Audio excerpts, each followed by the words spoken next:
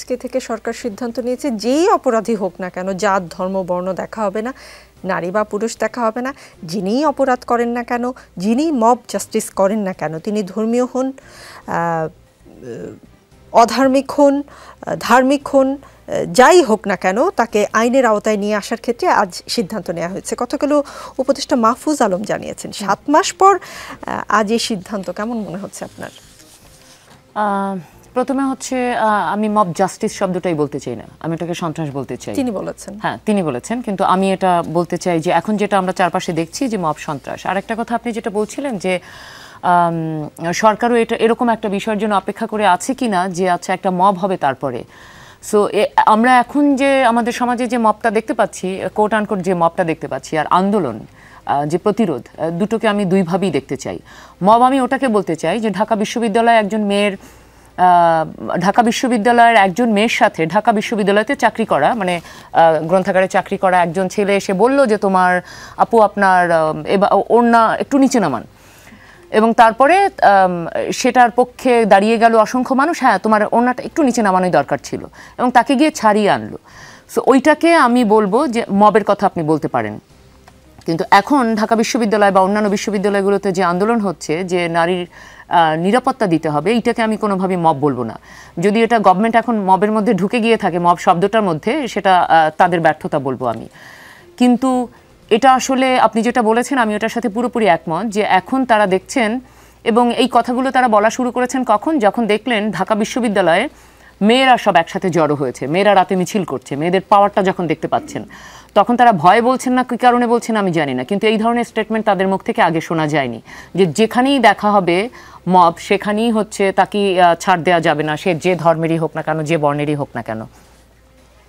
অসংখ্য ঘটনা আমরা এই মবের মাধ্যমে ঘটতে দেখেছি, যেটা নারী নিরাপত্তাহীনতার ব্যাপার এবং যেটা মানবাধিকার লঙ্ঘন হয়েছে, যেটা ধর্মীয় দৃষ্টিকোণ থেকেও যদি দেখি যে নানা ধর্ম মানুষের সাথে অন্য ধর্মের মানুষেরা, মানে আমি সংখ্যালঘু সংখ্যাগুরু এই শব্দগুলো আমি বলতেই চাই না, সো ভিন্ন নানা ধর্মের মানুষের সাথে এগুলো হয়েছে, বা দুর্বল মানুষের সাথে সবলের অত্যাচার আমরা দেখেছি মবের মাধ্যমে।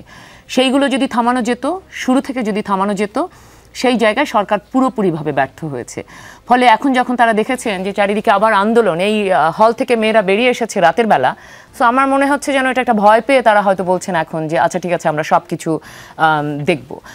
দুদিন আগে যখন এই একজন মেয়েকে যখন প্রকাশ্যে ধূমপানের অভিযোগে লালমাটিয়াতে একজন রিঙ্কু এসে যখন তার সাথে যখন মব সন্ত্রাস করলো, আর এলাকার আরও মানুষ নিয়ে, আরও অসংখ্য মানুষ নিয়ে বা পুরুষদেরকে নিয়ে, মানে যারা তার মতো চিন্তা করে তাদেরকে নিয়ে, তখন কিন্তু আমরা দেখেছি আমাদের স্বরাষ্ট্রমন্ত্রী খুব দায়সারা গোছের একটা বক্তব্য দিয়েছেন, এবং সেটাকে উনি পুরোপুরি মেয়েটার সাথে যে অন্যায় হয়েছে মেয়ে দুর্যোধনার সাথে পাশ কাটিয়ে তিনি এটাকে পুরোপুরি নিয়ে গেলেন ধর্মের জায়গায়, যে রোজা রমজানের দিনে আমাদের একটু বুঝে শুনে চলতে হবে, বা হচ্ছে উনি বললেন যে হ্যাঁ ধূমপান সবার জন্য খারাপ, অ্যাবসলিউটলি ধূমপান সবার জন্য খারাপ, সেটা পুরুষের জন্য নারীর জন্য। উনি কিন্তু যদি কেউ খায় সেটা তার স্বাধীনতা, শুধু এটা নারীর শরীরের বিষয় না যে নারীর শরীর হচ্ছে এটার জন্য হচ্ছে ভালনারেবল হয়ে যাবে বা এটা নারীর স্বাস্থ্যের জন্য সমস্যা। উনি সেভাবে দেখেননি বিষয়টা, আমরা ওনার বক্তব্যে সেটা পাইনি। উনি পরোক্ষভাবে একদম রিঙ্কু বা রিঙ্কু গং যারা ওখানে মব সন্ত্রাসটা করেছে তাদের পক্ষে সাফাই গেয়েছেন। ওনার বক্তব্যে একটা শব্দ ছিল না যে মেয়ে দুজনের সাথে অন্যায় করা হয়েছে। কাজী এগুলোকে তারা শুরু থেকে থামায়নি, বরং কোনো না কোনোভাবে তারা যেন এটাকে নীরবে সমর্থন দিয়ে গেছে। মানে আপনি কিছু বলেননি, মানে হচ্ছে আপনি তাকে নীরবে আসলে সমর্থনই দিলেন, আপনি যেহেতু কোনো শাস্তির আওতায় আনেননি।